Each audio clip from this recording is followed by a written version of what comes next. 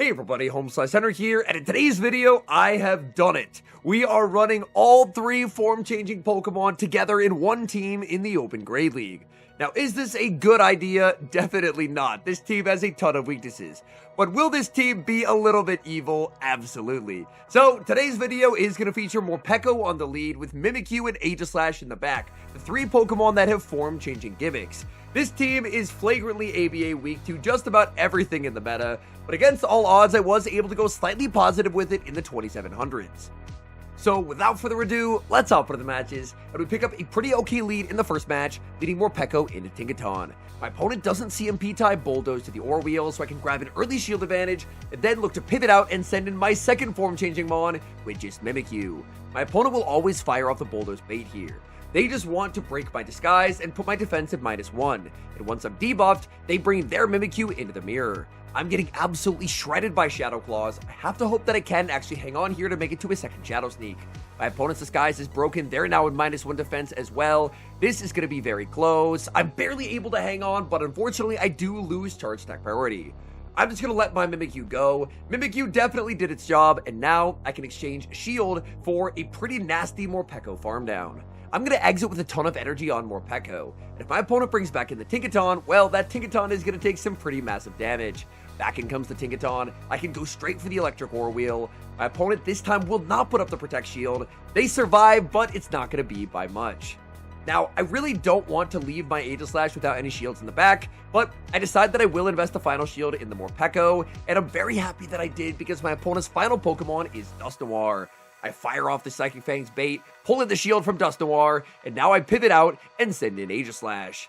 My opponent's able to hit me for big super effective damage, but Aegislash in its shield form is very bulky. Shadow Punch number 1 is going to connect. They go for Shadow Punch number 2. This will barely miss the knockout. If I can survive one more Astonish, I will be able to hang on and make the Shadow Ball, but the switch timer's up, and back in comes Tinkaton. My opponent gets an amazing catch. Tinkaton will get knocked out by the Shadow Ball, and now back in comes Dusknoir. The game comes down to this. Can Morpeko make the Ore Wheel? The answer is yes. Morpeko on very low HP, barely able to hang on, picks up the knockout with the Ore Wheel, and that's a good game. We move to game number 2, leading Morpeko into Kanto Ninetales, but this is the regular Kanto Ninetales, and that is substantially better for Morpeko. The reason why Morpeko doesn't want to see the Shadow Kanto Ninetales is just the sheer damage output. Shadow Kanto Ninetales can land a Weather Ball and farm down Morpeko in the 2s, whereas the non-Shadow Kanto Ninetales, it just doesn't do enough damage. Morpeko is very frail, but Morpeko is able to hang on. I'm going to put up the shield, and then look to overfarm before firing off a potential Ore Wheel. It's a tough call to make. Do I full send? Do I go for the bait? I decide to full send. I want to guarantee the final Protect Shield or just get rid of the Ninetales. My opponent has now double shielded both Ore Wheels. They undertap because they would not have gotten the farm down, and I decide that Morpeko has done its job. Now, I'm just going to send in Mimikyu. Mimikyu is going to have its disguise broken pretty immediately here as they fire off the Weather Ball, so I'm going to be at -1 defense. However, I really want to try and preserve the final Protect Shield for Aegislash. I do think that the release of Mimikyu does very directly nerf Aegislash, because Mimikyu is basically the hardest counter to Aegislash that the game has ever seen. But for the theme of the team, I decided that I did want to run all 3. They send in Jumpluff, I bank a move, I send in Aegislash, and my opponent reveals their final Pokemon is Dewgong. With the rework to Drill Run this season, Dewgong is only 4 Ice Shards to a Drill Run. However, my opponent throws very early, and that means since they're energy dry, I can just fire off the Shadow Ball right away. The Shadow Ball will do big damage onto the Dewgong, and look at all the energy that I can get from throwing Psycho Cuts in the Blade form instead of charging in the Shield form. Now, my opponent fires up the Drill Run, I put up the Shield, and I will form change right back. But to try and overfarm as much as I possibly can, I fire off 5 chargings and the Shadow Ball. I'm a little bit worried if my opponent blind throws the Acrobatics and I switch into the Mimikyu, Mimikyu will get knocked out, but my opponent doesn't see the win con. They didn't throw the blind Acrobatics, and that allows me to get the Play Rough. And landing the Play Rough on a Jumpluff is going to instantly end the game. Had my opponent predicted that switch out and my combination play and thrown the Acrobatics, I think I'd just get knocked out there, but they didn't. Instead, they just looked to overfarm, and that's what ends up winning me the game. Because now that I'm back in the shield form, they basically can't damage the Aegislash. Aegislash able to tank that Acrobatics very comfortably, fire off the Shadow Ball, and secure the game 2 win.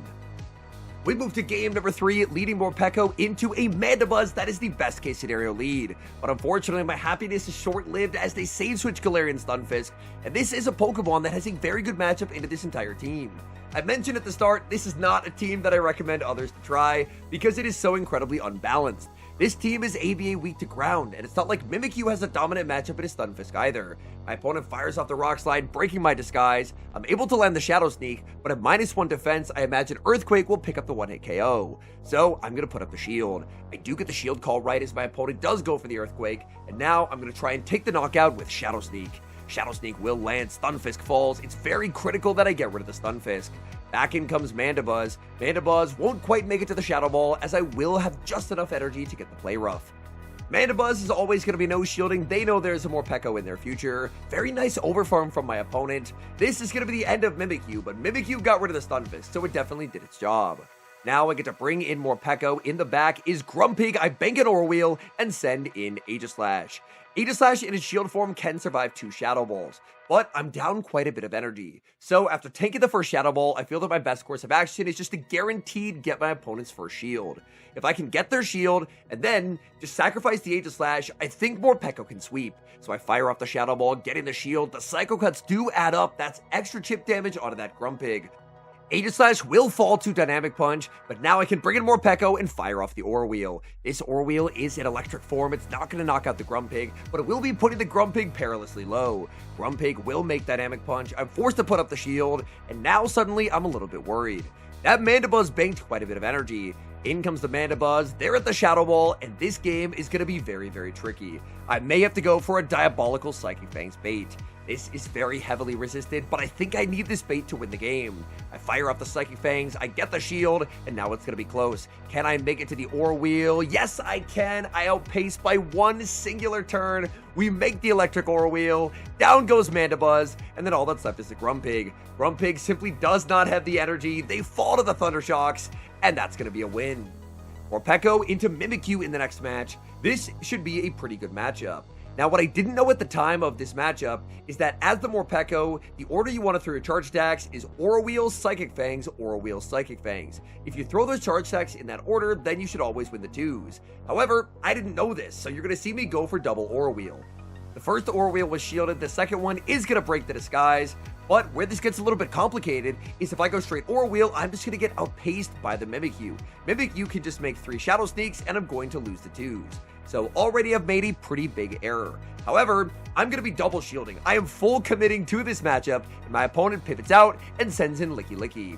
I fire off the Aura Wheel right before they're able to make the Body Slam. I assume they're going to throw 1 in the Body Slam, so I'm going to throw 1 Thunder Shock and go for the catch onto the Aegislash, but they wait the turn. That's another thing that's a lot easier with the new system. Turn waiting now works perfectly. They KO Morpeko, all the energy is lost, and I think I have just lost this game. I don't really know what I can do to win. I end up banking a ton of energy on Aegislash and catching the Shadow Ball on a Mimikyu where it's going to do no damage because it does end up breaking the disguise. However, this means my Mimikyu is now at -1, and he's going to bank the Shadow Ball, pivot into Empoleon, and my opponent, I just have to tip my cap here. They honestly played this game absolutely brilliantly. I definitely misplayed the Morpeko Mimikyu matchup, but man, they just played the remainder of this game so brilliantly. There's just no way out for me. The Licky Licky is firmly outside of Gyro Ball range. They still have the Mimikyu lurking. I can never get a charging down of the Empoleon, so I'm forced to farm up a ton of energy. I fire off a Gyro Ball. I was worried about a catch onto Licky Licky, but regardless of what happens, this game is still not going to end in a win, and my opponent's going to send in the Mimikyu. I can't get a charging down. I'm forced to fire off energy, and that Licky Licky, it stored the Shadow Ball because it knew that it would need the Shadow Ball to win the game. Back in comes Licky Licky, and man, I just got thoroughly trounced by my opponent. Shadow Ball KOs Aegislash, and we do lose the game. We move to the next match, Morpeko into Feawo. This is a very good lead. Morpeko's going to be winning charge attack priority. It's very tempting to go for a Psychic Fangs bait, but I was very worried that if my opponent for some reason ended up calling a bait, then that would be the only way that I don't generate some kind of advantage out of the matchup. So I fire off the Electric Aura Wheel, I shield up as they go for the Drill Peck, and now my opponent sends in Licky Licky. But this is a very different Licky Morpeko matchup to last game. I am way healthier on my Morpeko, so I can actually just tank the Body Slam, overfarm massively, and then threaten devastating damage with Aura Wheel. So I fire off the Aura Wheel, Licky is gonna no shield, I go for the catch onto Aegislash, but they end up throwing the rollout. I tried to go for the catch that would have been good against the last opponent, but this opponent played it differently. They're able to land back-to-back Shadow Balls into the Aegislash. That is a little bit unfortunate, but the good news is Aegislash will be able to hang on here. My opponent sends in Quagsire. It is going to be a non-Shadow Quagsire. I fire off Shadow Ball. This does not pick up the one-hit KO, but will put them very low. They no shield. I'm going to bang just a little bit of extra energy and bring in Mimikyu. Mimikyu is going to have its disguise broken instantly by the Aqua Tail, but I should be able to get the full farm down and then exit with a decent amount of residual energy. Even if this is a Stone Edge, it's a non-Shadow Quagsire. I am -1 on my defense, so that does a lot of damage onto Mimikyu. Back in comes the Feawo. I make the Play Rough. Oh my goodness, my opponents are playing so well. They get the Play Rough catch onto that Licky. I go for an undercharge. I snipe down with Morpeko, and I exit with that Aura Wheel loaded. This Aura Wheel is guaranteed to pressure away the final shield from Feawo. Feawo is going to get the peck down of Morpeko, but they're going to need to double up. And the energy that I stored earlier on the Aegislash is going to allow me to barely outpace. I'm fighting for my life out here. My opponents are playing incredibly today. Luckily, this time we are able to get the win as Gyro Ball KOs the Feawo. We move to the next match, picking up a pretty negative lead, leading Morpeko into Altaria. Altaria's ability to just survive an Aura Wheel very comfortably is a pretty big problem for Morpeko. Altaria, I would love to see on my Mimikyu, but I cannot afford to let Aegislash see this Pokemon. So as they overfarm a bunch, I'll put up the shield and look to overfarm myself. My opponent saves her to send a Tinkaton, I bank a bunch of energy, and I'm actually going to get to send in Aegislash. Aegislash will be able to absorb Bulldozes for days. My opponent does end up getting the Bulldoze debuff, but even with that debuff, I'm still an Aegislash, I'm not worried. Second Bulldoze lands, another debuff. Honestly, now I'm starting to get a little bit worried. That is a little bit unfortunate. I'm going to farm up, and now I'm just shy of 100 energy. They go for another Bulldoze. I fire off the Shadow Ball. There's the switch out. Switch timer's up, and they bring in Altaria. I debated undercharging, but realized the Shadow Ball was going to knock out anyway. So I may as well full charge it, and I have a Shadow Ball loaded for when they bring back in the Tinkaton. Tinkaton's going to have to shield. This would do way too much damage, and now I can pivot and send in Mimikyu. My opponent cannot go for the Gigaton Hammer here. It would just be a waste of resources, so they'll always go for the Bulldoze. However, that's still 5 Fairy Winds of energy that they basically get no value for. My defense has been debuffed due to the disguise breaking. I'm not going to throw my energy just yet because I know they're not quite in Shadow Sneak range. They full send Gigaton Hammer. That's a big shield. In the back, my opponent has revealed Credilli. Credilli will take quite a lot of damage here from Mimikyu. Credilli will put up the shield. I pivot into Morpeko, and I farm up to a Psychic Fangs plus Aura Wheel. Throw the Psychic Fangs first, it gets the debuff, and it switches me into the Hangry form, and now the Aura Wheel is dark. I win charge attack priority, and that is going to seal the win. Aura Wheel lands, Credilli barely able to hang on, but they've just lost their entire Credilli. There's not really anything they can do. Credilli will take the KO onto Morpeko, but now after waiting down my timer just a little bit, I can bring in the Mimikyu. They send in Tinkaton, I fire off the Shadow Sneak. Shadow Sneak should just about take the knockout here. Tinkaton survives, but they fall to the Shadow Claw. Credilli falls as well. That was a pretty chaotic game, but luckily we're able to get the win. We get a great lead in the next match, leading Morpeko into Empoleon. My opponent safe switches into a Morgrim, and they are incredibly core broken by Morpeko. Even though Sucker Punch is resisted, these Sucker Punches do still add up quite a bit. Honestly, I'm losing health a lot faster than I would hope to on this Morpeko. Even though this is a double resisted Aura Wheel and my opponent will be able to hang on, I'm still going to fire off this charge stack. Because even though they will be able to survive, I have a double boosted Morpeko. I have no reason to not just double shield, farm down, and there's not really anything in the game that wants to deal with a double boosted Morpeko that exits with an Aura Wheel. My opponent can't really afford to bring back in the Empoleon. The Empoleon's going to get one shot. They're waiting down the timer. What are they going to do? They bring back in the Empoleon. I overfarm quite a bit, and I'm going to fire off the Electric Aura Wheel. Give me the shield or give me a one-hit KO. They fully sacrificed the Empoleon. What do they have in the back? It's a Galarian Corsola. I ended up waiting a turn to see what came in there. So unfortunately, when I threw one Thunder Shock at the Psychic Fangs, they were actually able to sneak through and get 2 Astonishes. Now I can just bring in the Mimikyu. They can fire off the Nightshade, but guess what? My disguise is still intact. So all Nightshade does is just bust the disguise. I can make it to the Shadow Sneak, and my opponent doesn't want to play anymore, so they will resign the match. Hopping to the final match, we lead Morpeko into Shadow Mightyena. And honestly, I'm not quite sure if I win the 2-shield here. I'm going to full send Aura Wheel. Mightyena will put up the shield, but the fact that Mightyena is going to be able to debuff my defense with Poison Fang, ramp up the Sucker Punch damage, this matchup could get very, very dicey. I think I will actually get farmed down. I think my only way to make it to an Aura Wheel is going for a Psychic Fang's bait. The bait pays off, I'm able to get the shield. I think I can now barely survive the Sucker Punches, make it to the Aura Wheel, but oh my goodness, they catch the Aura Wheel onto Steelix, where it's going to be double resisted. That's a really nice play from my opponent, and now I'm going to bring in Aegislash. The good news is with a little bit of chip damage on Steelix, I assume that they're now in a range where Aegislash can actually take the KO with Shadow Ball. Normally, Aegislash is not one-shotting a Shadow Steelix from full HP. I absorb the crunch, I look to overfarm quite extensively, and I just have to hope and pray that the Shadow Ball knocks out. Aegislash changes forms, Shadow Ball takes the KO, my opponent sends in a Mimikyu, and I'm able to make the Gyro Ball. Gyro Ball is going to be breaking the disguise. It's not going to do any damage, but what it is going to do is set up my Mimikyu. I switch my Mimikyu into theirs. They'll fire up the Shadow Sneak, and I will put up my Final Protect Shield. I want to keep my defense stat intact for as long as I possibly can.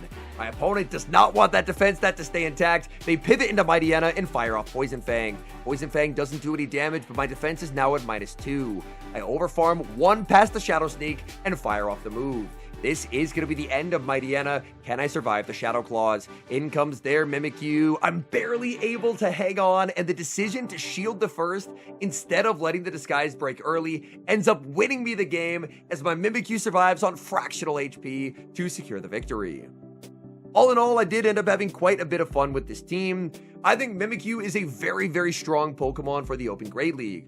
Now, I think if you don't have a Mimikyu, or if you don't want to run it, there's a very easy solution, and that's try and run Pokemon that do well into Mimikyu. Pokemon like Furret are going to do amazingly. Diggersby is another very strong option. So there's some very strong Pokemon that can shut down Mimikyu. The main thing you want to have is a Ghost Resist. If Mimikyu is going up against the matchup where there's a Ghost Resist, like Licky Licky is another good option, it's probably going to end up having a pretty tough time. I do think Morpeko is going to be very strong in this Mimikyu-infested meta, just because Morpeko does do pretty well against Mimikyu, and it's going to do very well into a lot of the Pokemon that people like to pair Mimikyu with. I think for those who are looking to play Morpeko, particularly as a lead Pokemon, learning that Aura Wheel, Psychic Fangs, Aura Wheel, Psychic Fangs tech, so that way you're able to win the 2-shield against Mimikyu, will be a really helpful piece of information to have, because if you end up trying to go straight Aura Wheel like I did, you're going to end up losing the 2s, and that's not really what you want out of a matchup where you do have a type advantage.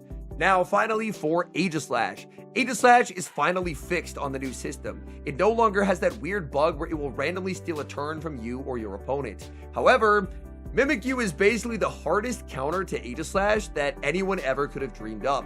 It has super effective fast attack pressure into Aegislash, and even if it's in the zero protect shield scenario, it comes with a built-in shield while its disguise is still intact. So I'm actually of the belief that I don't think Aegislash is going to be a particularly strong Pokemon to have on your team for the remainder of the season.